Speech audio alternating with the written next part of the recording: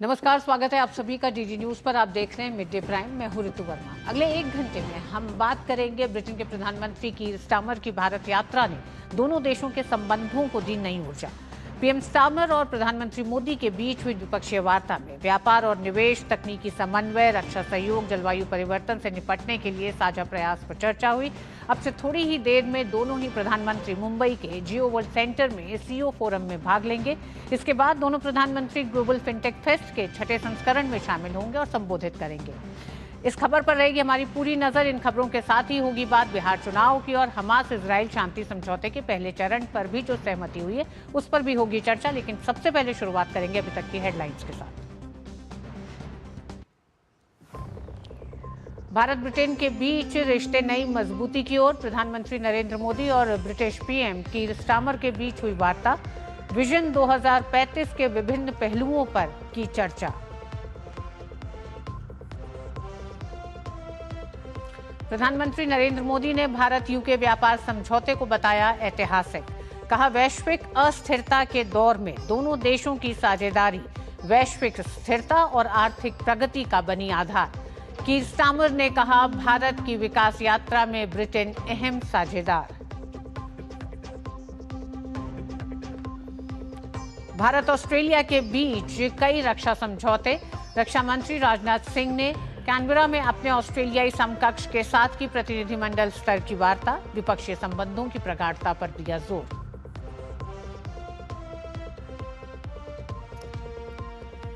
किसी भी टैरिफ के दबाव के आगे नहीं झुकेगा भारत। कृषि मंत्री शिवराज सिंह चौहान ने आत्मनिर्भर भारत के लक्ष्य पर दिया बल। कहा, कृषि और किसानों की बेहतरी के लिए मोदी सरकार प्रतिबद्ध।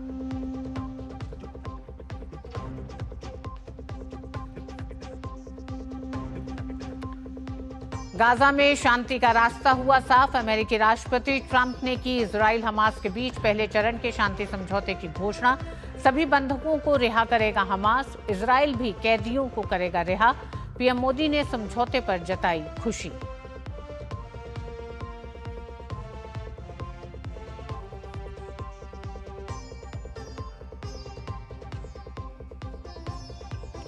और आईसीसी महिला विश्व कप में जीत की हैट्रिक लगाने उतरेगी भारतीय क्रिकेट टीम। हरमनप्रीत कौर के नेतृत्व में टीम इंडिया के सामने होगा दक्षिण अफ्रीका की चुनौती।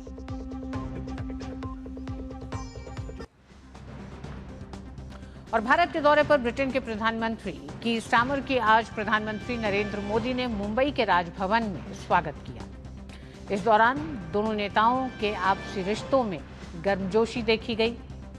समुद्र किनारे राजभवन के लॉन में दोनों देशों के प्रधानमंत्रियों ने कई महत्वपूर्ण विषयों पर चर्चा की।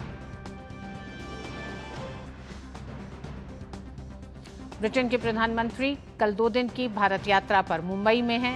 ब्रिटेन के प्रधानमंत्री के साथ एक बड़ा व्यापार प्रतिनिधिमंडल भी आया हुआ है। विजन 2035, व्यापार और निवेश, प्रौद्योगिकी और नवाचार, रक्षा और सुरक्षा, जलवायु और ऊर्जा, स्वास्थ्य और शिक्षा और लोगों के बीच संपर्क जैसे कार्यक्रम को लागू करने में इस मुलाकात को काफी अहम माना जा रहा है। प्रधानमंत्री नरेंद्र मोदी और ब्रिटेन के प्रधानमंत्री कीर स्टारमर के बीच प्रतिनिधिमंडल स्तर की बातचीत हुई। दोनों प्रधानमंत्रियों ने विजन 2035 के अनुरूप भारत ब्रिटेन व्यापक रणनीतिक साझेदारी के विभिन्न पहलुओं पर चर्चा की।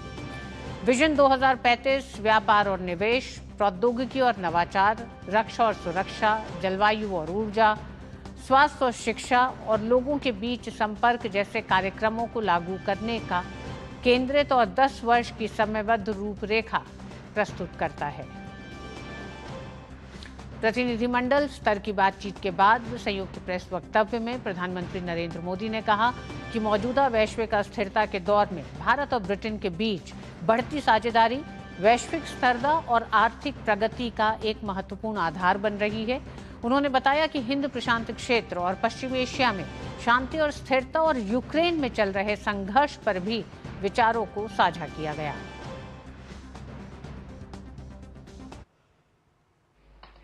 नेचुरल पार्टनर्स हैं।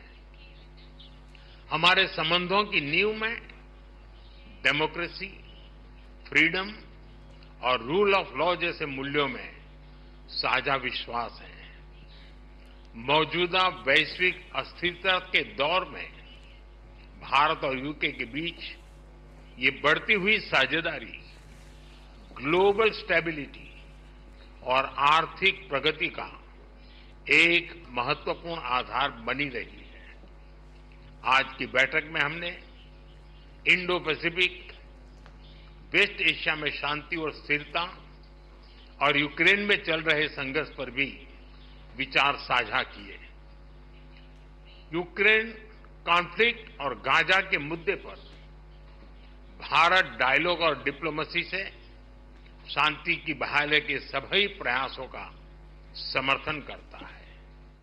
भारत और यूके नेचुरल पार्टनर्स हैं। प्रधानमंत्री ने कहा कि भारत और यूके के बीच प्रौद्योगिकी के क्षेत्र में सहयोग की अपार संभावनाएं हैं। उन्होंने कहा कि क्रिटिकल मिनरल्स पर सहयोग के लिए एक इंडस्ट्री गिल्ड और सप्लाई चेन ऑब्जर्वेटरी की स्थापना का निर्णय लिया गया है। भारत और यूके के बीच टेक्नोलॉजी पार्टनरशिप में अपार संभावनाएं हैं। हम यूके की इंडस्ट्रियल एक्सपर्टाइज R&D को भारत के टैलेंट और स्केल के साथ जोड़ने पर काम कर रहे हैं। पिछले वर्ष हमने India UK technology security initiative launch किया। इसके तहत हमने क्रिटिकल एंड इमर्जिंग टेक्नोलॉजीज में ज्वाइंट रिसर्च और इनोवेशन के लिए एक मजबूत मंच तैयार किया। दोनों देशों की युवा पीढ़ी को इनोवेशन इस ब्रिज से जोड़ने के लिए हमने कनेक्टिविटी और innovation centre, joint AI research centre जैसे कई कदम उठाए हैं। हमने क्रिटिकल मिनरल्स पर सहयोग के लिए एक इंडस्ट्री गिल्ड और सप्लाई चेन ऑब्जर्वेटरी की स्थापना का निर्णय लिया है। इसका सैटेलाइट कैंपस ISM धनबाद में होगा। सस्टेनेबल डेवलपमेंट गोल्स के प्रति हमारी साझी प्रतिबद्धता है। हम इस दिशा में India UK offshore wind task force के गठन का स्वागत करते हैं। ब्रिटेन के प्रधानमंत्री की भारत यात्रा से जुड़ी खबरें हम आपको दिखाएंगे, लेकिन उससे पहले आइए सीधे चलते हैं भारतीय जनता पार्टी के मुख्यालय। जीरो अपील की है। All the booth level agents, the entire RJD and the Congress in Bihar has done zero appeal on the entire final electoral list. मतलब क्या हुआ? इससे यही साबित होता है कि राहुल गांधी का जो पूरा अभियान बिहार के अंदर था, उसको एक्सपोज खुद आरजेडी और कांग्रेस के वर्कर्स ने कर दिया है। क्योंकि आरजेडी और कांग्रेस के वर्कर्स ने यह स्पष्ट कर दिया जीरो अपील के आधार पर कि जो पूरी SIR की प्रक्रिया हुई है उसमें उनको कोई विरोधाभास नहीं दिखा है। और उनने यह भी स्पष्ट कर दिया कि जो मुद्दा राहुल गांधी ने बिहार चुनाव में बनाने का प्रयास किया था वो जमीन में बिहार पे मुद्दा है ही नहीं। The RJD and the Congress workers in Bihar have rejected Rahul Gandhi's vote चोरी प्लैंक। इससे यही साबित होता है कि भले वो सुप्रीम कोर्ट हो गया, भले वो मद्रास हाई कोर्ट हो गया जिसने एक PIL पिटीशन को डिसमिस किया था, ये कहते हुए कि राहुल गांधी के आरोप जो है वो मिसकंसीव्ड है, बेसलेस है, या बिहार के अंदर खुद आरजेडी और कांग्रेस के बूथ लेवल एजेंट्स ये यही कह रहे हैं कि राहुल गांधी को बिहार के उनके खुद के वर्कर्स रिजेक्ट कर रहे हैं। मतलब जब आरजेडी और कांग्रेस के बीच में इतना आपसी घमासान है, जो मुद्दा राहुल गांधी रेस करते हैं उसमें ना आरजेडी को विश्वास होता है ना कांग्रेस के बिहार की यूनिट को विश्वास होता है। इससे यही स्पष्ट आप समझ सकते हैं कि राहुल गांधी का पूरा बिहार के अंदर प्रोपोगेंडा झूठा साबित हुआ और बिहार की जनता ही नहीं बिहार के कांग्रेस के वर्कर्स और बिहार के आरजेडी के वर्कर्स कह रहे हैं कि राहुल गांधी बिहार में एक फ्लॉप शो है। इसीलिए इस वक्त वो विदेश में बैठे हुए हैं, जहां बिहार के अंदर उनकी मीटिंग्स चल रही हैं। इससे एक और चीज साबित होती है कि आरजेडी और कांग्रेस के वर्कर्स भी ये समझ चुके हैं कि बिहार में एनडीए के विकास की लहर है और उनके नेता जिस मुद्दे को रेस कर रहे हैं वो मुद्दा जमीन पर है ही नहीं। एक तरफ महागठबंधन में जहां ना नीति स्पष्ट है, ना नियत स्पष्ट है, ना नेता स्पष्ट है, अब यह भी स्पष्ट हो चुका है कि महागठबंधन के खुद के वर्कर्स नेता के मुद्दे को रिजेक्ट कर रहे हैं।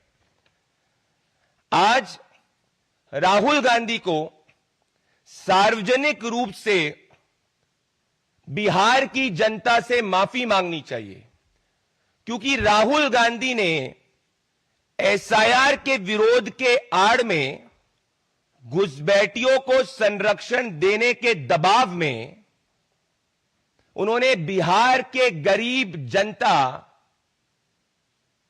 को चोर तक कहा। और आज जब ये जीरो अपील, हर जिले में जीरो अपील, जब ये साबित कर रही है कि राहुल गांधी का पूरा प्लान फुस हो गया है, जो हाइड्रोजन बॉम्ब निकालने की बात कर रहे थे, आज उनका झूठ का गुब्बारा बिहार के इनके खुद के वर्कर्स ने फुस कर दिया है। मैं तेजस्वी यादव से कहना चाहता हूं कि जब जीरो अपील हर जिले के अंदर आपके खुद के वर्कर्स ने किया है, तो एक समय बिहार को गाली देने वाले कांग्रेस के नेता को आप लेकर घूम रहे थे। आपने राहुल गांधी से उन पर माफी नहीं मंगवाई। क्या अब तेजस्वी यादव राहुल गांधी से ये कहेंगे कि उनको बिहार की जनता से माफी मांगनी चाहिए?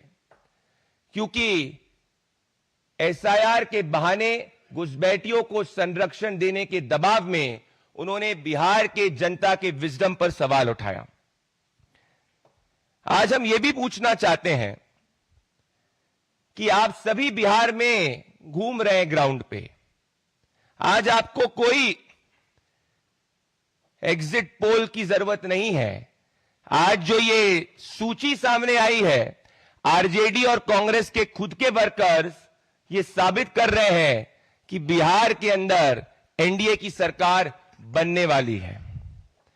पर एक और बड़ी बात है, जब राहुल गांधी ये जानते थे कि उनका पूरा प्रोपोगेंडा एक झूठा प्रोपोगेंडा है, तो ऐसे कौन से दबाव में, ऐसी कौन सी शक्ति राहुल गांधी के पीछे थी?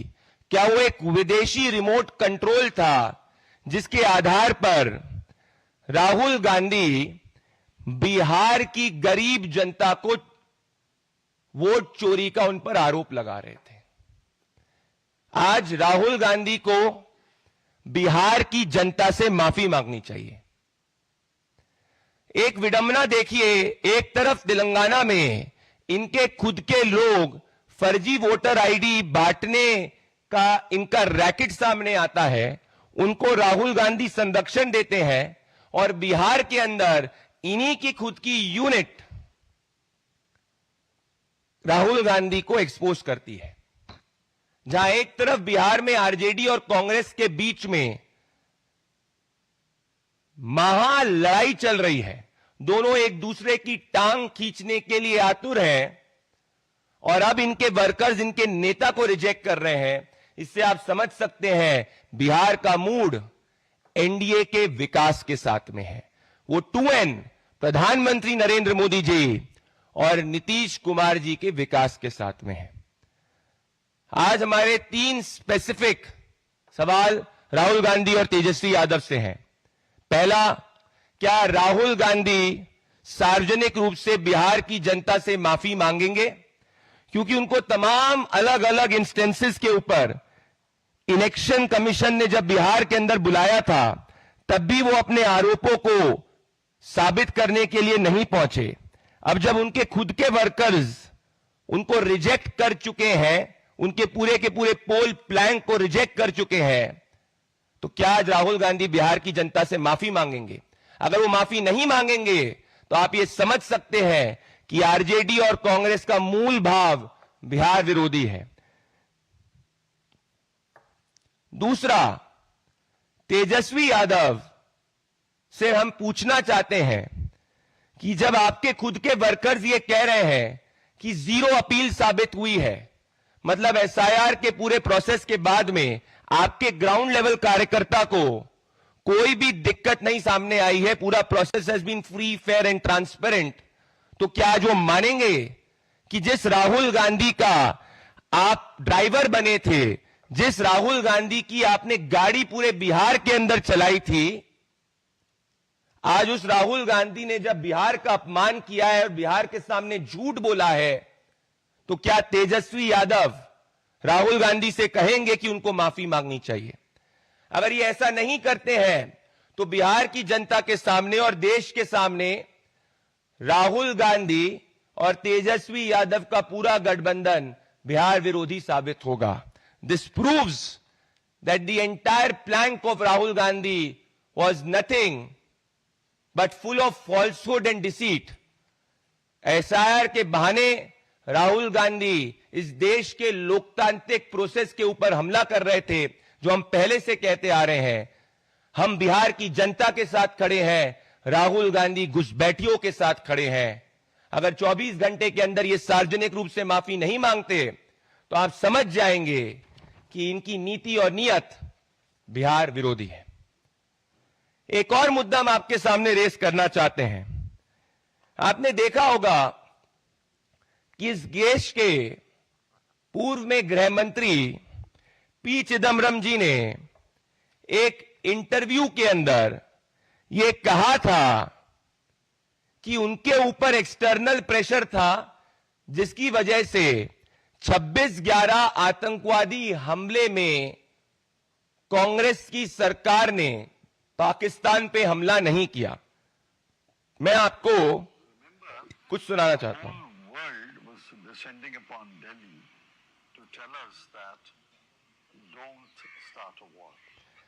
पी चिदम्बरम कह रहे हैं कि पूरे दुनिया के अलग अलग ताकतें उनको कह रही थी कि 26/11 आतंकवादी हमले के बाद में उनको पाकिस्तान के ऊपर हमला नहीं करना चाहिए। कांग्रेस पार्टी ने जब उनकी सरकार थी, 26/11 आतंकवादी हमले के बाद में पाकिस्तान पर हमला नहीं किया।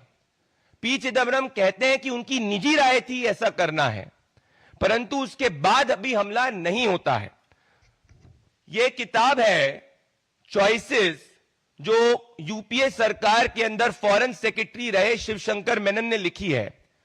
उसमें वो ये कहते हैं, और मैं कोट उनको करना चाहता हूं कि as foreign secretary for me the Pakistan had crossed the line and I believe that action demanded more than a standard response. My preference was overt action against LET.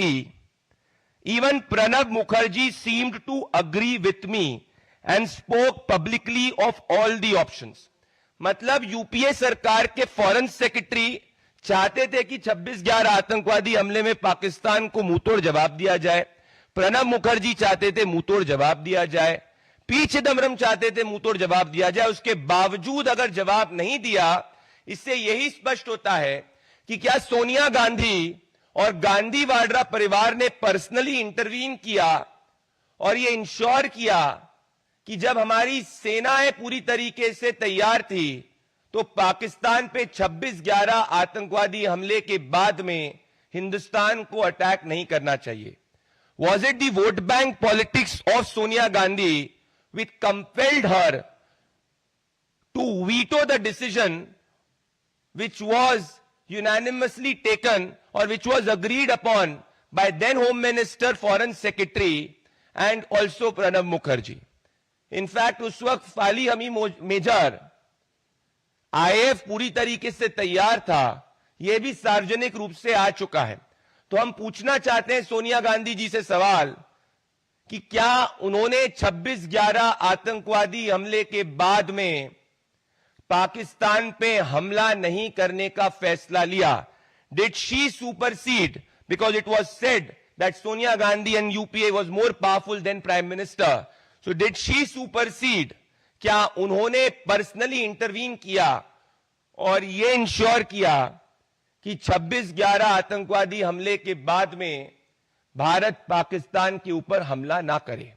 और ये तथ्य देश के सामने आना अति जरूरी है, क्योंकि ये स्पष्ट करता है कि गांधी वाड्रा परिवार पर्सनली नेशनल सिक्योरिटी के ऊपर हमेशा से उसने वोट बैंक पॉलिटिक्स की वजह से कॉम्प्रोमाइज किया है। याद करिए, कांग्रेस के नेता मनीष तिवारी ने भी एक किताब लिखी थी और उसमें भी उन्होंने कहा था कि उस वक्त की यूपीए की सरकार को 26/11 आतंकवादी हमले के बाद में बड़ी कार्रवाई करनी चाहिए। बराक ओबामा ने भी एक पुस्तक लिखी थी, अ प्रॉमिस्ड लैंड, जिसमें उन्होंने कहा था कि उस वक्त की सरकार को 26/11 आतंकवादी हमले के बाद में उसने अटैक इसीलिए नहीं किया कि इसको लगा कि उससे उसका वोट बैंक खिसक सकता है। So this nation wants to know, and I asked Sonia Gandhi ji directly, did you personally intervene to ensure that India did not attack Pakistan after 26/11?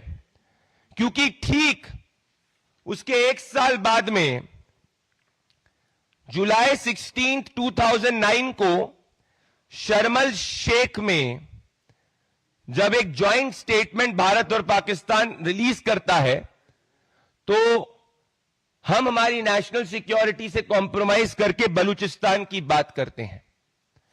और ठीक उसके एक साल बाद में पाकिस्तानी कैदियों को हिंदुस्तान की उस वक्त की यूपीए सरकार छोड़ती है।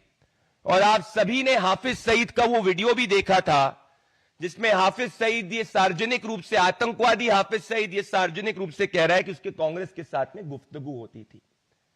तो आज पी चिदम्बरम ने जो ट्वीट किया है, जिसमें वो रॉन्ग शब्द का प्रयोग कर रहे हैं, सच्चाई ये है कि P Chidambaram and his interview has exposed Sonia Gandhi and Congress parties on a backfoot. हमारे 3 स्पेसिफिक सवाल सोनिया गांधी और राहुल गांधी से हैं। पहला, कि जब उस वक्त के गृह मंत्री चाहते थे पाकिस्तान पे हमला हो, आर्मी चाहती थी पाकिस्तान पे हमला हो, आईएफ चाहती थी पाकिस्तान पे हमला हो, आपके मंत्री चाहते थे पाकिस्तान पे हमला हो, तो क्या आपने पर्सनली इंटरवीन करके ये इंश्योर किया कि आपकी वोट बैंक पॉलिटिक्स की वजह से भारत पाकिस्तान पे 26/11 आतंकवादी हमले के बाद में अटैक ना करे? और आज गांधी वाड्रा परिवार को यह सामने देश के रखना होगा, क्योंकि देश कभी भी गांधी वाड्रा परिवार को इस कॉन्शियस वोट बैंक कंपल्शन वाली गलती के लिए माफ नहीं करेगा। क्योंकि ये वही सोनिया गांधी जी है जो बाटला हाउस के अंदर सलमान खुर्शीद ने कहा था कि उनके आंसू शहीद इंस्पेक्टर के साथ में नहीं थे, परंतु आतंकवादियों के साथ में थे। द गांधी वाड्रा परिवार needs to come clean because it is to do with national security. और तीसरा और सबसे महत्वपूर्ण, कि अभी भी आपने देखा होगा कि जब ऑपरेशन सिंदूर में हमारी सेनाओं ने पाकिस्तान को मुंहतोड़ जवाब दिया, जब प्रधानमंत्री नरेंद्र मोदी जी ने कंप्लीट फ्रीडम, खुली छूट हमारी सेनाओं को दी, उस वक्त भी राहुल गांधी ये पूछ रहे थे हिंदुस्तान के कितने जेट गिरे। सो right from 26/11 onwards to now, the stand of Gandhi Vadra family has not changed vis-a-vis being soft on Pakistani terror. Why is that so? और उसमें जो हम आरोप लगाते हैं, क्या ये साबित आप सबके और देश के 140 करोड़ देशवासियों के सामने नहीं हो जाता कि कांग्रेस पार्टी पाकिस्तान की बी टीम नहीं, पाकिस्तान की ए टीम है? और इसमें अगर कोई पर्सनली रिस्पॉन्सिबल है तो सोनिया गांधी जी और गांधी वाड्रा परिवार है। The nation wants to know from Shrimati Sonia Gandhi, did she personally intervened to ensure that India did not give a befitting reply to Pakistan after 26/11? Was it her vote bank politics which compelled her to do so? And why is it that the Gandhi Vadra family, right from 26/11 to now, questioning the valor of the Indian forces in Operation Sindoor, has always been soft on Pakistani terror? इससे यही साबित होता है कि आज देश में प्रधानमंत्री नरेंद्र मोदी जी के अंडर में जहां सेनाओं को खुली छूट मिलती है, जहां जीरो टॉलरेंस टेरर पे है, नक्सलिज्म पे है, कांग्रेस पार्टी के समय में जब हिंदुस्तान के अलग अलग शहरों में आतंकवादी हमले होते थे और भारतीय फोर्सेस पूरी तरीके से तैयार थी, तब भी उनको आतंकवादियों पर काउंटर अटैक करने की खुली छूट नहीं दी जाती थी। इसके पीछे अगर कोई रिस्पॉन्सिबल है, जिम्मेदार है, तो गांधी वाड्रा परिवार और सोनिया गांधी जी हैं। बहुत बहुत धन्यवाद। अगर आपके कोई सवाल है तो हम ले सकते हैं। जी विकास जी। बीजेपी प्रवक्ता प्रदीप भंडारी ने भारतीय जनता पार्टी की तरफ से दो बड़े आरोप कांग्रेस पर लगाए। पहला आरोप बिहार के संदर्भ में। उनका कहना है कि बिहार वासियों को लगातार ये कहना आरजेडी नेता तेजस्वी यादव और राहुल गांधी का कि बिहार के लोगों की वोट की चोरी हो रही है, ऐसा आरोप एसआईआर को लेकर चुनाव आयोग पर लगाया था राहुल गांधी और तेजस्वी यादव ने। लेकिन अब जब चुनाव की घोषणा हो गई है, एसआईआर की सूची बाहर आ चुकी है, उसके बाद 38 जिले बिहार में हैं, किसी भी जिले से न तो आरजेडी और ना ही कांग्रेस के कार्यकर्ताओं या फिर वहां के जो जिला मुख्यालय हैं वहां से किसी तरह की कोई अपील ऐसी नहीं की गई है। यानी आरोप यह है कि तेजस्वी यादव और राहुल गांधी चुनाव आयोग से लेकर बिहार की जनता को लेकर एक झूठे आरोप के साथ उन्होंने वोट यात्रा की रैली की।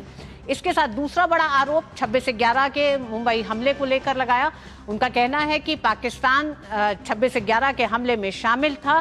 तत्कालीन गृह मंत्री पी चिदम्बरम का ये कहना है, उनका एक इंटरव्यू का हवाला देते हुए प्रदीप भंडारी ने कहा कि उन्होंने ये माना है कि उन पर दबाव था। तो आखिर यूपीए की सरकार पर ये किसका दबाव था कि पाकिस्तान पर 26 से 11 हमले के बाद भी हमला नहीं करना है? और वही रवैया ऑपरेशन सिंदूर तक जारी है, क्योंकि जिस तरह से ऑपरेशन सिंदूर की सफलता को लेकर लगातार कांग्रेस सवाल कर रही है, तो आरोप बड़ा भारतीय जनता पार्टी ने कांग्रेस पर लगाया है कि ये घुसपैठियों और अल्पसंख्यकों और अपने वोट बैंक की राजनीति के तहत कांग्रेस लगातार पाकिस्तान को बचाने का काम कर रही है।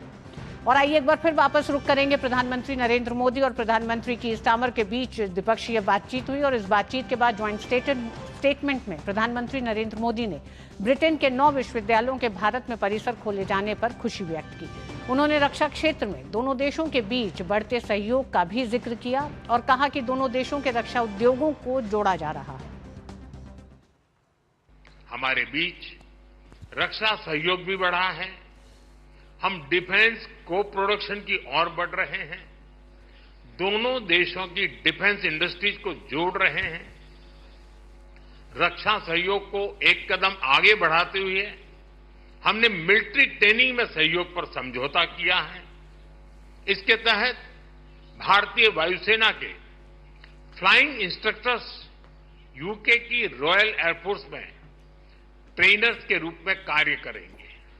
ये विशेष संयोग है कि जहां एक और देश की आर्थिक राजधानी मुंबई में ये बैठक हो रही है, वहीं दूसरी ओर हमारे नौसैनिक जहाज कॉकन 2025 जॉइंट एक्सरसाइज कर रहे हैं। ब्रिटेन के प्रधानमंत्री की स्टामर ने भारत की विकास गाथा को उल्लेखनीय बताया। उन्होंने पीएम मोदी के विजन की सराहना करते हुए भारत के तीसरी सबसे बड़ी अर्थव्यवस्था और 2047 तक विकसित भारत बनाने के लक्ष्य में योगदान का भी जिक्र किया। It is significant that we're meeting here in Mumbai as India's economic and financial capital because India's growth story is remarkable. I want to congratulate the Prime Minister on his leadership, aiming to be the world's third largest economy by 2028. And your vision of Viksit Bharat is to completely developed country by 2047. And everything I've seen since I've been here is absolute proof to me that you're on track to succeed in that. So we want to be partners on that journey. And my visit this week is about doubling down on the potential of our trade deal. और इस खबर पर मुंबई से हमारे साथ जुड़ गई हैं जयंती झा। जयंती, जॉइंट स्टेटमेंट में दोनों ही नेताओं ने, दोनों ही प्रधानमंत्रियों ने इस बात पे एक तरह से दोबारा मोहर लगाई कि विजन 2035 दोनों देशों के आने वाले समय के विकास गाथा को बढ़ाने जा रहा है। दोनों की अपनी अपनी चुनौतियां, हम जानते हैं कि ब्रिटेन में भी अपनी आंतरिक चुनौतियां हैं, उसे ध्यान में रखते हुए दोनों देश एक दूसरे के लिए जरूरी हैं। इस पूरे दौरे को दोनों के बीच हुए व्यापार समझौते के बाद आप किस तरह से देखती हैं? जी ऋतु, जैसा कि आपने कहा कि इसी साल दोनों देशों के बीच में ये एक सीटा साइन हुआ था जब प्रधानमंत्री नरेंद्र मोदी यूके में थे जुलाई में। उसके 2 महीने बाद यूके के प्रधानमंत्री का भारत आना इतने बड़े डेलीगेशन के साथ ये दर्शाता है कि दोनों देश एकदम कमिटेड हैं विजन 2035 के लिए, जो कि एक रोड मैप है दोनों देशों के बढ़ते संबंधों के लिए। तो ये एक सिंबल है, दिखाता है कि यूके के लिए भारत की कितनी सिग्निफिकेंस है और भारत के लिए यूनाइटेड किंगडम की क्या सिग्निफिकेंस है, और दोनों देश कितने कमिटेड हैं अपने trade relations, economic relations, tariffs कम करने के लिए, जॉब्स जनरेट करने के लिए, आपसी संबंधों को और स्ट्रांग बनाने के लिए। जयंती, कई मायनों में अलग माना जा रहा है इस दौरे को, क्योंकि इसे ये देखा जा रहा है कि ये रणनीतिक, आर्थिक और पीपल टू पीपल कनेक्ट को मजबूत करता हुआ ये पूरा दौरा है। हम जानते हैं जॉइंट स्टेटमेंट में प्रधानमंत्री ने जिन बातों का जिक्र किया जिसमें भावी चुनौतियां हैं, सप्लाई चेन ऑब्जर्वेटरी का भी उन्होंने जिक्र किया। उन्होंने ये भी कहा कि 9 विश्वविद्यालय यूके के जो अब भारत में अपने सेंटर्स, अपने कैंपस खोलेंगे। इसके साथ मुंबई में मौजूद अब से 2 और अहम बैठक होने जा रही है, सीईओ फोरम और ग्लोबल फिनटेक फेस्ट पे दोनों ही प्रधानमंत्री मौजूद रहेंगे।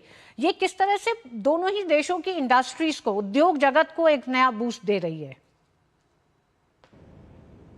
जी ऋतु, जैसा कि आपने कहा कि ये दौरा अलग है बाकी दौरों से, क्योंकि ये मुंबई में हो रहा है। पहली बात तो ये है जो भारत का फाइनेंशियल कैपिटल है, दोनों प्रधानमंत्रियों ने इस बात पे गौर की कि मुंबई में हो रहा है, तो दर्शाता है कितना इंपॉर्टेंट है जो ट्रेड और इकोनॉमिक कंपोनेंट है दोनों देशों के लिए। अभी इसके बाद सीईओ फोरम को एड्रेस किया जाएगा और ग्लोबल फिनटेक फेस्ट को भी एड्रेस किया जाएगा दोनों प्रधानमंत्रियों के द्वारा। और जो ब्रिटेन के प्रधानमंत्री हैं वो करीब 100 से अधिक डेलीगेशन के साथ यहाँ आए हैं, ब्रिटेन के टॉप सीईओज के साथ आए हैं ताकि वो इन बातों को और आगे बढ़ा सकें। तो ये दर्शाता है कि जो इकोनॉमिक एस्पेक्ट है वो एक बहुत ही इंपॉर्टेंट एलिमेंट है दोनों देशों के लिए। जी हाँ, बिल्कुल आर्थिक और रणनीतिक लिहाज से बेहद अहम है ब्रिटेन के प्रधानमंत्री कीर स्टारमर का ये दौरा। 125 सदस्य यानी सबसे ज्यादा विशाल एक उद्योगपतियों का व्यापारिक प्रतिनिधि मंडल के साथ प्रधानमंत्री मौजूद हैं। अब से 2 बड़ी अहम एक तरह से फोरम होंगे जिसमें दोनों ही प्रधानमंत्री हिस्सेदारी करेंगे। आपसे आगे भी अपडेट लेते रहेंगे। अभी तक के लिए बहुत बहुत धन्यवाद जयंती। और वक्त एक छोटे से ब्रेक का।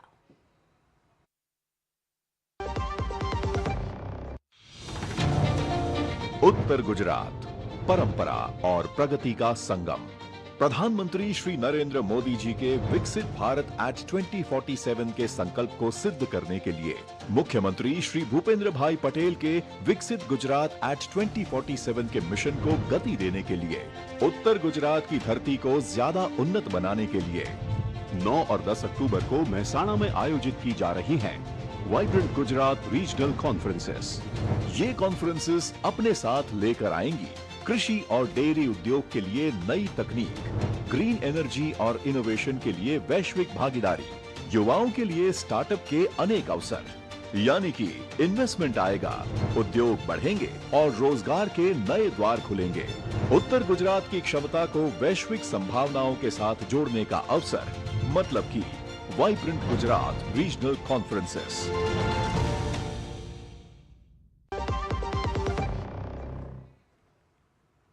और बिहार में सीटों के बंटवारे को लेकर दोनों खेमों में पेच फंसा हुआ है। एक तरफ बीजेपी की बैठकों में उम्मीदवारों को तलाशा जा रहा है, तो बीजेपी की सहयोगी पार्टियों को भी समुचित सम्मान देने की कवायद चल रही है।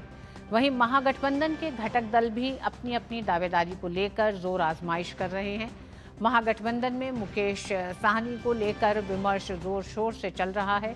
वहीं लेफ्ट पार्टियों को भी सीट देने की कवायद चल रही है। सबसे बड़ा पेच एनडीए में चिराग पासवान को लेकर है, जिन्होंने अभी तक अपने पत्ते नहीं खोले हैं।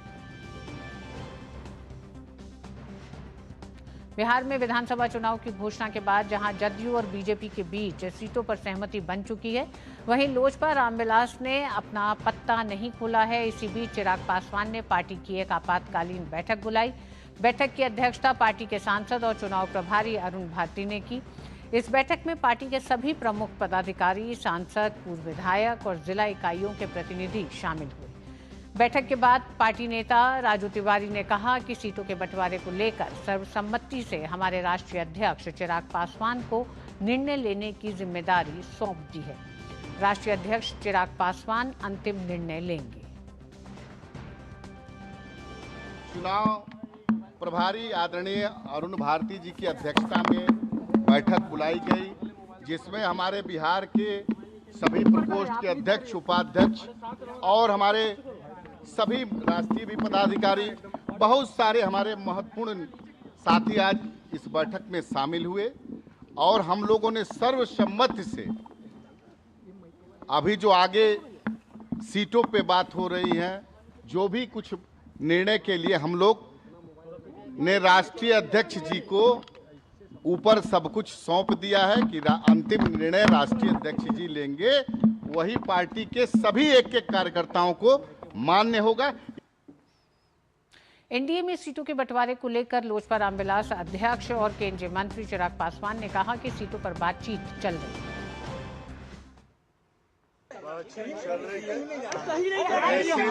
मेरे ऊपर और भी जिम्मेदारियां हैं। जब तक मैं मंत्री हूं तब तक मंत्रालय की भी जिम्मेदारी है, तो फिलहाल मैं उसको देखने जा रहा हूं। केंद्रीय मंत्री नित्यानंद राय ने बिहार विधानसभा चुनाव में एनडीए के सीटों के बंटवारे को लेकर चिराग पासवान की नाराजगी की खबरों का खंडन किया है। उन्होंने कहा कि चिराग पासवान नाराज नहीं हैं। हमारे भी अभिभावक और चिराग जी के भी अभिभावक इस घर में हैं, तो हम दोनों के लिए जो आदरणीय है वह इस घर में है। उनका आशीर्वाद लेने आए थे। मानेंगे चिराग नाराज बैठे हुए हैं।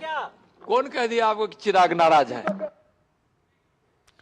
बिहार भाजपा अध्यक्ष दिलीप जायसवाल ने एनडीए में सीट बंटवारे को लेकर कहा कि एनडीए चट्टानी एकता के साथ आगे बढ़ रही है। सब कुछ ठीक ठाक हो चुका है। सही समय पर केंद्रीय नेतृत्व के द्वारा इसकी जानकारी दी जाएगी। ये सब मीडिया में कुछ लोग जो है ये सब बात करते रहते हैं। एनडीए चट्टानी एकता के साथ आगे बढ़ रही है और सब कुछ ठीक ठाक हो चुका है। आपको सही समय पर सब कुछ केंद्रीय नेतृत्व के द्वारा बताया जाएगा। बिहार विधानसभा चुनाव की तारीखों का ऐलान हो चुका है और अब हर राजनीतिक दल में सीटों के बंटवारे को लेकर काफी हलचल है। बिहार से दिल्ली तक बैठकों का दौर जारी है। इस बीच बिहार कांग्रेस अध्यक्ष राजेश राम ने कहा है कि जिन विधानसभा सीटों को हमने अपने गठबंधन दल के साथ बैठक में तय किया था, उन पर सीईसी की बैठक में चर्चा की गई। नाम लगभग फाइनल हो चुके हैं। हम टोटल उन सीटों को क्लियर करा दिया जिसमें सीईसी में जो है हम अपने पार्टनर के साथ बैठ करके विमर्श करके निकाला था और हम उस सभी विधानसभा में अपने उम्मीदवार भी तय कर दिए। विधानसभा का कौन में होंगे उस पर भी तय कर दिए। हमारे नेता सोनिया गांधी जी और राहुल जी, खड़गे जी, केसी जी, सभी के नेतृत्व में सारे उम्मीदवारों और विधानसभा क्षेत्रों के मोहर लग गई। और बिहार विधानसभा चुनाव की तारीखों के बाद दोनों ही गठबंधनों में, महागठबंधन और एनडीए दोनों ही तरफ बातचीत का दौर जारी है। सीटों को लेकर किसी एक फॉर्मूले पर पहुंचने की कोशिश दोनों गठबंधन की तमाम राजनीतिक पार्टियां कर रही हैं। हालांकि दोनों ही गठबंधन एक ही बात को लगातार दोहरा रहे हैं कि सब कुछ ठीक ठाक है। देखना दिलचस्प होगा कि और कितने समय में ये एक समझौता, एक फॉर्मूला सामने आएगा सीट बंटवारे को लेकर, साथ ही साथ राजनीतिक पार्टियों की तरफ से उम्मीदवारों के चयन पे भी मोहर लगेगी। एनडीए का कहना है कि केंद्रीय नेतृत्व इसकी जानकारी जल्द ही देगा। तो वहीं दूसरी तरफ अगर महागठबंधन की बात करें तो कांग्रेस के खेमे में लगातार बातचीत जारी है। हालांकि कांग्रेस और आरजेडी के बीच सीटों की संख्या को लेकर लगातार एक तरह से गतिरोध बना हुआ है। राजेश राज हमारे साथ जुड़ गए हैं। राजेश, सबसे पहले तो आपसे यही जानना चाहेंगे कि दोनों गठबंधनों की अभी स्थिति क्या दिखाई दे रही है? कौन जल्दी एक फॉर्मूले पर पहुंचने की गुंजाइश में है, क्या दिखता है?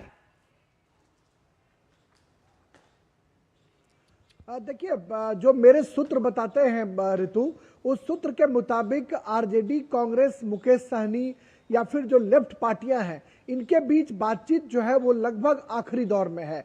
कल भी मुकेश सहनी से जब हमने पूछा था तो उन्होंने कहा कि कांग्रेस और आरजेडी अपने कोटे की सीटों को कम कर मुझे यानी वीआईपी पार्टी को एडजस्ट करेंगी। और यही बात मैंने जब अखिलेश सिंह, जो बिहार कांग्रेस के पूर्व अध्यक्ष हैं और राज्यसभा के सांसद हैं, उनसे भी मैंने पूछा तो अखिलेश सिंह भी ने कहा कि किसी तरह की कोई गतिरोध नहीं है, वीआईपी पार्टी को एडजस्ट करना है, लिहाजा कांग्रेस 70 सीटों पर चुनाव नहीं लड़ेगी। उनकी संख्या 50 से 55 हो सकती है और उन्हीं कांग्रेस की सीटों को काटकर, और आरजेडी पिछली बार 140-44 सीटों पर लड़ी थी, तो आरजेडी अपनी सीटों की संख्या को कम करेगी और फिर मुकेश सहनी को उसमें एडजस्ट किया जाएगा। कल जब पटना के होटल ताज में डीडी कॉन्क्लेव के लिए वीआईपी पार्टी के मुकेश सहनी आए थे तो उन्होंने ऑन कैमरा भी इस बात की पुष्टि की और कहा कि गठबंधन में किसी तरह की कोई पेच नहीं है, हमें दोनों दलों से सीटें काटकर और फिर हमको जो है एकोमोडेट करने की कोशिश की जाएगी। लेकिन जो खबरें आ रही हैं ऋतु कि लेफ्ट पार्टियां, खास करके के माले जो है, माले को अधिक सीटें देने पर विचार कर रही है राष्ट्रीय जनता दल। चूंकि माले पिछली बार माले का परफॉर्मेंस तीनों पार्टियों के मुकाबले अच्छा रहा था, लिहाजा माले को आरजेडी अधिक सीटें देना चाहती है। एनडीए की अगर बात करें तो एनडीए में भी अभी तक चिराग पासवान की वजह से तस्वीर बिल्कुल साफ नहीं है। कल जीतन राम मांझी ने एक ट्वीट किया था कि दे दो हमको 15 ग्राम, रखो अपनी धरती तमाम। इसके मतलब ये होते हैं कि 15 सीटें जीतन राम मांझी को चाहिए। हालांकि वो बार बार कह रहे हैं, संतोष सुमन जो उनके बेटे हैं या जीतन राम मांझी, कि 6 से 8 सीटें जो है बीजेपी की तरफ से पेशकश की गई है और उन्हें जो भी दिया जाएगा, प्रधानमंत्री नरेंद्र मोदी पर उन्हें भरोसा है, जो भी सीटें दी जाएगी वो एनडीए में स्वीकार करेंगे। लेकिन सबसे बड़ा रिफ्ट जो है ऋतु, वो चिराग पासवान को लेकर है। चिराग पासवान 35 से 40 सीटें चाहते हैं, बीजेपी 22 से 24 सीटें देने के मूड में दिखाई पड़ रही है। उनको राज्यसभा की सीटें मिल सकती हैं, एमएलसी की सीटें मिल सकती हैं, लेकिन चिराग पासवान जो है वो अब तक पत्ते नहीं खोल रहे हैं और इसकी वजह से गठबंधन की गांठ जो है वो उलझी हुई है। क्योंकि भारतीय जनता पार्टी केंद्रीय चुनाव समिति की बैठक भी दिल्ली में होनी है और उस बैठक से पहले भारतीय जनता पार्टी हर हाल में चाहेगी कि अपने सहयोगी दलों के साथ सीटों का ऐलान कर वो प्रथम चरण के लिए जो बीजेपी की सीटें हैं उस पर माथापच्ची करने के लिए केंद्रीय चुनाव समिति की बैठक में बैठे। चूंकि 11 तारीख से नॉमिनेशन का काम भी शुरू हो जाएगा ऋतु, लिहाजा हर हाल में जो भारतीय जनता पार्टी की ये कोशिश है कि जो पूरी चुनावी प्रक्रिया है उससे पहले एनडीए की गांठ को कहीं न कहीं सुलझा लिया जाए। अब देखना होगा कि दोनों दलों के जो गठबंधन के गांठ है वो कब तक सुलझ पाते हैं। बहरहाल तेजस्वी यादव ने आज एक प्रेस कॉन्फ्रेंस बेहद अहम है। अगले 48 घंटे में दोनों ही गठबंधनों को सीट के किसी फॉर्मूले पर पहुंचना बेहद अहम है। बहुत बहुत धन्यवाद राजेश पूरी जानकारी के लिए। और मिड डे प्राइम में वक्त एक छोटे से ब्रेक का।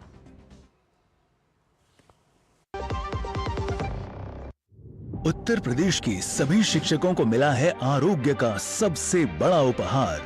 यशस्वी प्रधानमंत्री नरेंद्र मोदी के मार्गदर्शन में मुख्यमंत्री योगी आदित्यनाथ ने 11 लाख से अधिक शिक्षकों और 60 लाख से अधिक उनके परिजनों को दी है कैशलेस उपचार की सुविधा।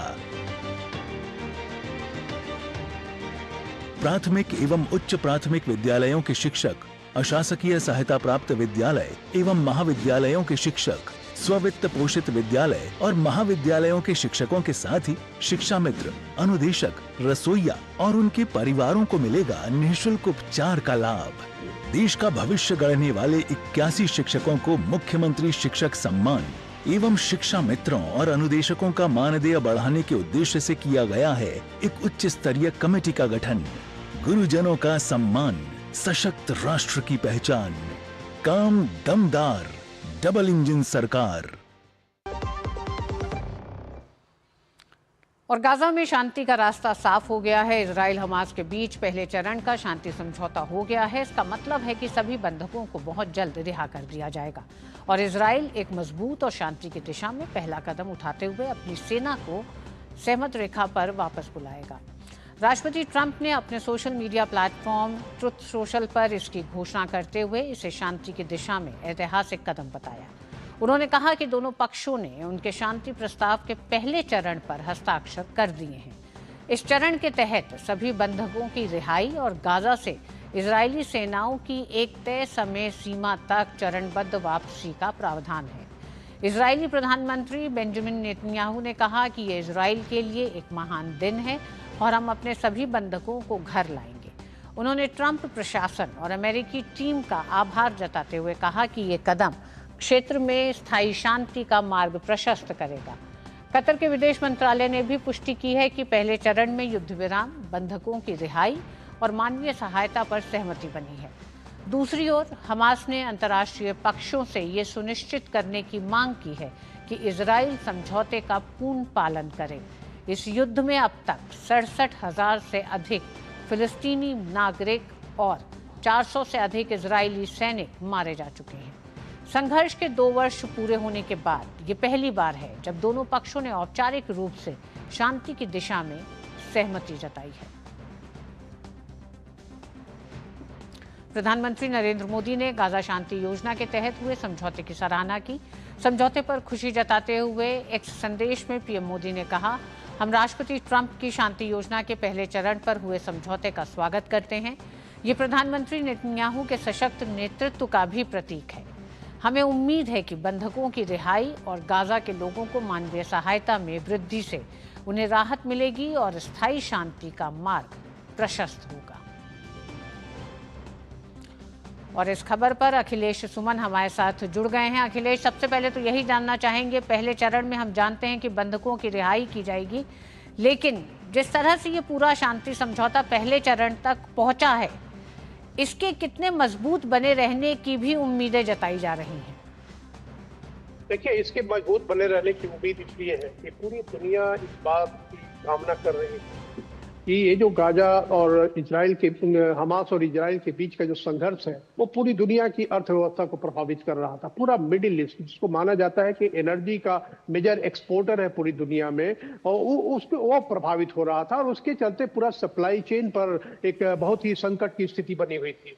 इसलिए एक दबाव है नेतन्याहू पे, बेंजामिन नेतन्याहू पे, कि इसको और ज्यादा बढ़ाए ना। बेंजामिन नेतन्याहू की पहली शर्त ये थी कि वो चाहते थे कि सारे बंधक रिहा कर दिए जाए ताकि उन्हें अपने देश में भी एक जवाब देने का मौका मिले। क्योंकि देखिए, जो 7 अक्टूबर 2023 को जो घटना हुई थी वह घटना बहुत ही अप्रत्याशित थी। उस समय इजराइल को कहीं से कोई उम्मीद नहीं थी, कोई आशंका नहीं होती थी कि गजा की तरफ से इस तरीके का हमला होगा, क्योंकि माना यह जा रहा था कि गजा के लोगों को इजराइल ज्यादा वर्क परमिट देता है, इसलिए अपेक्षाकृत वो ज्यादा लाभ की स्थिति में थे। लेकिन ऐसे में जो हमला हुआ गजा की तरफ से, मतलब हमास की तरफ से जो इजराइल के अंदर, उसने नेतन्याहू के पूरे विश्वास को हिला दिया। और इसलिए नेतन्याहू न सिर्फ हमास बल्कि उसके जितने आसपास के सपोर्टर देश से, उन सारे देशों में जो हमास के सहानुभूति करने वाले जो संगठन थे, उस सारे संगठनों को तकरीबन बहुत ही निष्क्रिय और निर्बल कर दिया।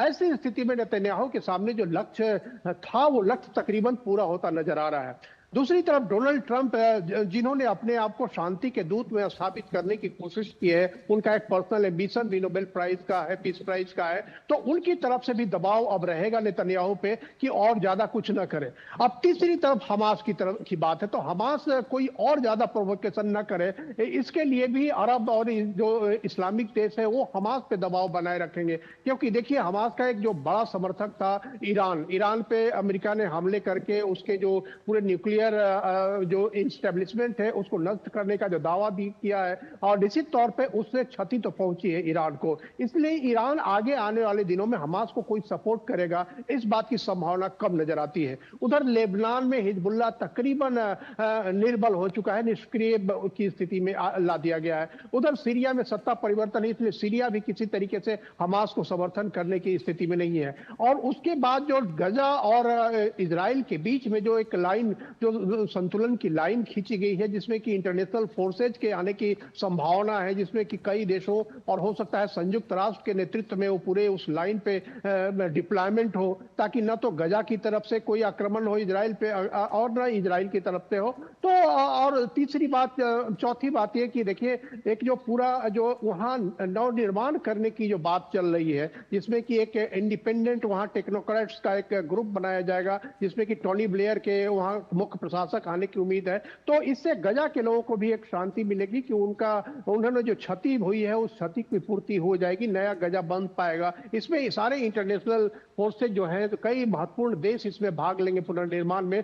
तो इस रूप में कहें तो एक हो सकता है कि अस्थायी शांति की ओर बढ़े, जैसा कि फ्रांस के राष्ट्रपति इमैनुअल मैक्रोन ने कहा कि आशा है कि ये एक परमानेंट सॉल्यूशन की तरफ बढ़ेगा। प्रधानमंत्री नरेंद्र मोदी ने भी इस तरह की बात की, उधर जर्मनी के चांसलर ने भी कहा। तो सारे देश इस बात की अपेक्षा कर रहे हैं कि यह जो स्थिति है, यह स्थिति अस्थायी शांति की ओर बढ़ सकता है। जी अखिलेश जी, आपने कहा परमानेंट सोल्यूशन की तरह। हमास इजराइल के बीच संघर्ष एक लंबा संघर्ष है, ये युद्ध के रूप में पिछले 2 साल से जारी है, लेकिन इससे पहले भी रहा है। पहले चरण की समय सीमा क्या है? दूसरे और तीसरे चरण में क्या किसी परमानेंट सोल्यूशन की तरफ बढ़ने पर कोई सहमति, बातचीत में कोई कुछ ऐसे बिंदु शामिल किए गए हैं? देखिए, निश्चित तौर पे जो डोनाल्ड ट्रंप का जो 20 पॉइंट फार्मूला है, उस फार्मूले में जो महत्वपूर्ण बात यह है कि वो बार बार लिखते हैं कि ये इसे परमानेंट सॉल्यूशन करना है, परमानेंट सॉल्यूशन की तरफ बढ़ना है। और दुनिया के कई देशों ने, अभी जो ब्रिटिश प्रधानमंत्री स्टारमर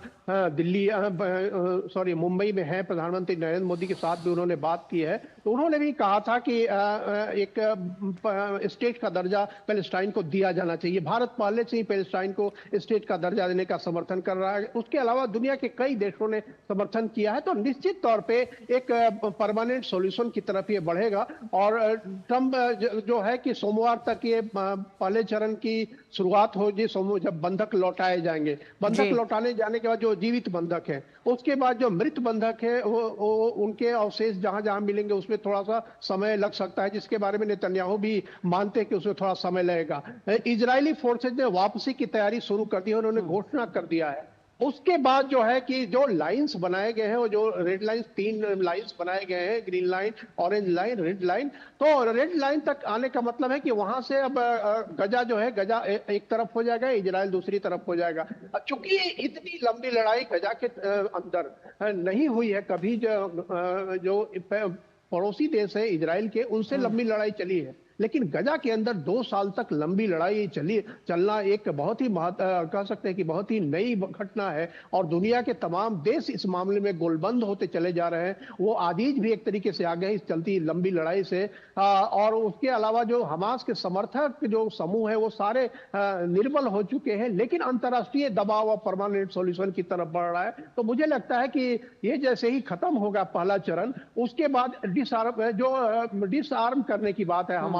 हमास को डिसआर्म करने पर एक दबाव बनेगा, जिस पर कि हमास ने अभी कोई संकेत नहीं दिया है। लेकिन जिस तरीके के संकेत इधर आया है रमल्ला की तरफ से, मतलब जो पैलेस्टीनियन अथॉरिटी की तरफ से, उन्होंने एक घोषणा की थी कि 1 साल के अंदर चुनाव किए जाएं। तो अगर चुनाव में भाग लेना है तो हमास को अपने आप को एक डिसआर्म्ड ग्रुप के रूप में, एक मेनस्ट्रीम पॉलिटिकल पार्टी के रूप में अपने आप को पेश करना होगा, ताकि दुनिया के सभी संगठन उससे बात करने, दुनिया के देश उससे राजनयिक तरीके से बात करने के तैयार हो जाए। क्योंकि अब जिस तरीके का हमास का स्वरूप बन गया है, वो एक बिल्कुल एक टेररिस्ट ऑर्गेनाइजेशन का बन गया था पिछले 2 साल में। और इस घटना के बाद, 7 अक्टूबर की घटना के बाद, तो हमास की तरफ से एक क्लाइम डाउन की स्थिति बन रही है। अगर हमास की तरफ से क्लाइम डाउन बनता है तो निश्चित तौर पे एक अंतर्राष्ट्रीय कह सकते हैं कि मजबूत इक्वेशन बनेगा कि पैलेस्टाइन को एक परमानेंट सॉल्यूशन की तरफ बढ़ने दे।